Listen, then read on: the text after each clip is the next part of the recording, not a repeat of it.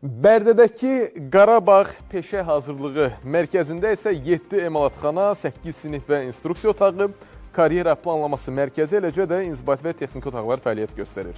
Bu barədə Dövlət Məşğulluq Agentliyindən bildirilir. Məlumata əsasən, müasir texniki avadanlıqlarla təchiz olunan müəssisədə 48 peşə istiqaməti üzrə tədris imkanı yaradılır. Mərkəzdə ötən dövrdə 1400-ə yaxın, o cümlədən azad edilən ərazilərin sakinləri olan 500 nəfərdən çox şəxs müxtəlif hazırlıq kurslarına cəlb olunub. Təlim proqramları hazırlanarkən, xüsusilə azad olunan ərazilərdə fəaliyyət göstərən və fəaliyyətə başlayacaq işə götürənlərin tələbləri, eləcə də regionun əmək bazarının prioritetləri nəzərə alınır. 19 demək olar rayondan bax burada gəlib iştirak edənləri də var. Hətta müəyyən bildik ki, uzaqda yaşayanlar üçün həm yol pulu da verilir, yaxud da təşkil olunur. Buradan mütəxəssislər, təlimçilər gedirlər və orada bu təlimləri keçirirlər. Qeyri-hökumət təşkilatların bax bu şəraiti görməsi o deməkdir ki, biz təbliğatımızı daha çox gücləndirməliyik.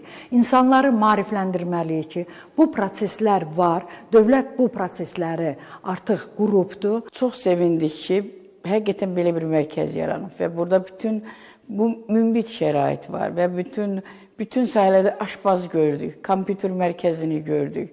Hətta kənd təsərrüfatı heyvan necə saxlamağa qədər şəraiti gördük ki, bax belə bir sistemi yaratmaq olar. Azərbaycan cəmiyyətinin hər bir sahədə insanlarını mən istəyərdim ki, bu peşə kurslarından istifadə eləsin.